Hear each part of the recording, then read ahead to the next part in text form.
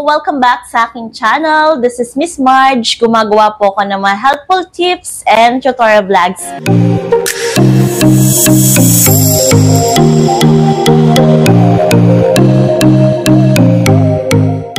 Hi guys! Welcome back to my channel. This is Miss Marge. Gumagawa po ako ng mga helpful tips and tutorial vlogs. Kung bago po kayo sa aking channel at interested po kayo sa aking mga topics, huwag niyo pong kalimutang mag-subscribe for more helpful videos na aking upload.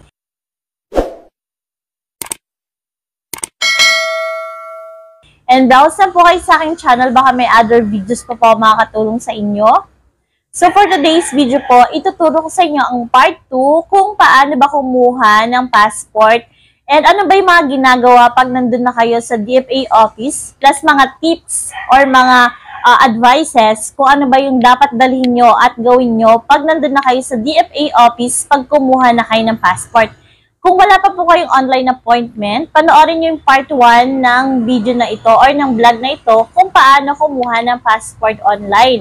So ito po yung part 2 na pag nasa DFA office na kayo kung ano ba yung mga gagawin nyo.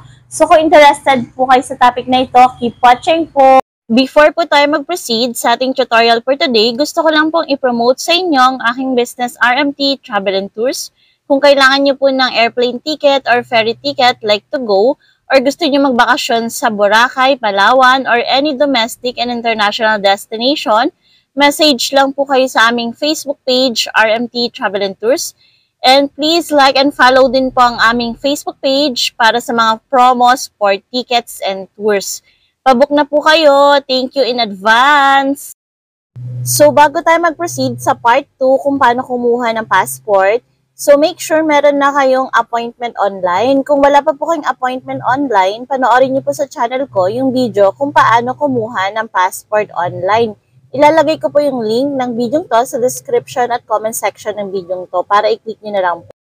So once meron na po kayong appointment kung kailan yung pagkuha nyo ng passport, so kailangan nyo na po pumunta sa DFA office. So ngayon ituturo ko sa inyo ano ba yung mga gagawin doon at ano mga dapat dalhin.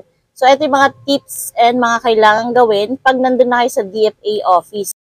So once may schedule na kayo ng appointment sa pagkuha ng passport sa DFA office, kailangan nyo pumunta doon 30 minutes or 1 hour before ng schedule nyo.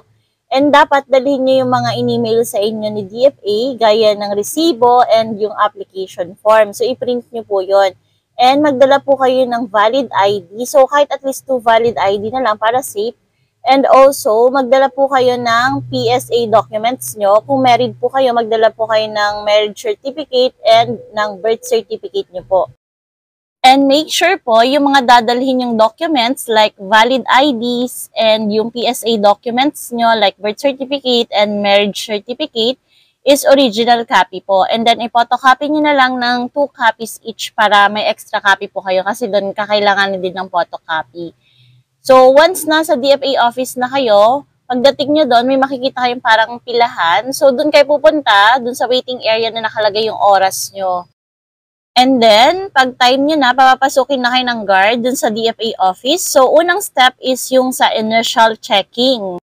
So, dito sa initial checking, i-check muna nila yung mga dala-dala nyong documents, yung appointment schedule nyo, yung application form nyo, and then yung mga valid IDs and PSA documents nyo.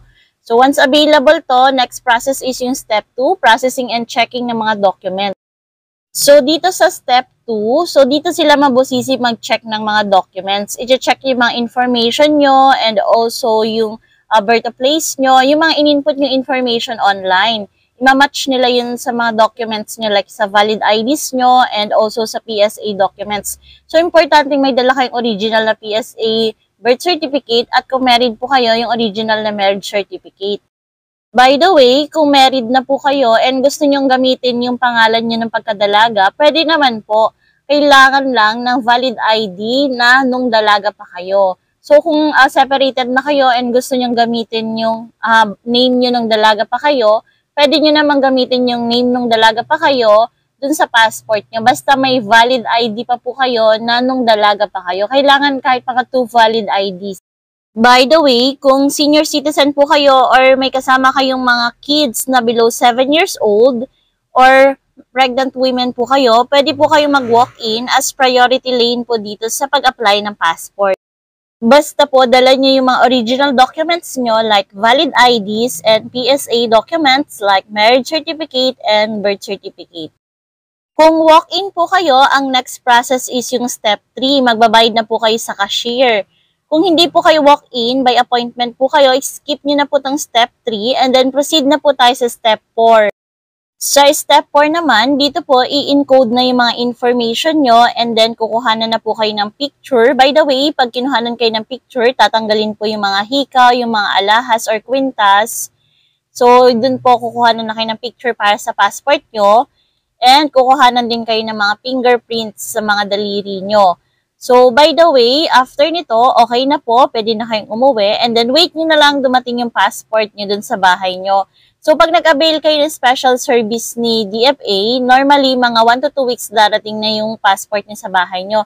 So, yung sa akin, dahil nag-avail ako ng special service and sa province pa siya dineliver from Manila, so, umabot siya ng 2 weeks bago dumating sa bahay yung passport. Overall, mabilis naman yung process ni DFA, simula sa pagkuha online na appointment at pagbayad online, at saka pag nasa DFA office na kayo, mabilis lang yung process nila. Basta make sure kompleto lang po yung mga requirements nyo, yung mga valid IDs and PSA documents, yung mga original, and wala kayong problem sa names nyo. Basta okay naman lahat yun, mabilis lang. So after 2 weeks, darating na siya dun sa bahay nyo yung passport. That's all guys. Kung may any questions po kayo, feel free to comment down below lang po. And pwede nyo rin po akong i-message sa aking Facebook page, Miss Marge Vlogs. And please like and follow din po ang aking Facebook page for more helpful videos na aking i-upload. And please subscribe din po kayo sa aking YouTube channel, Miss Marge Vlogs. And tulungan niyo po kong i-achieve ang 100k subscribers. Once na-achieve po natin yung 100k subscribers, mag-share po tayo ng cash blessings sa ating lucky subscribers. Road to 100k subscribers na po tayo. Thank you so much po. Please subscribe on my channel po. And please support din po ang aking business, RMT Travel and Tours. Kung kailangan nyo po ng airplane ticket or ferry ticket like to go. And gusto nyo pong magbakasyon sa Boracay, Palawan, Bohol, Iloilo, or any domestic and international destination, message lang po kayo sa aming Facebook page, RMT Travel and Tours. And please like and follow din po ang aming Facebook page para sa aming mga promos for tickets and tours. Pabook na po kayo, message lang po kayo, or call po kayo sa number namin. Pabook na po kayo. Thank you in advance. Thank you so much for supporting my channel. Road to 100k subscribers na tayo. Thank you po for watching. See you on my next video. Bye-bye po.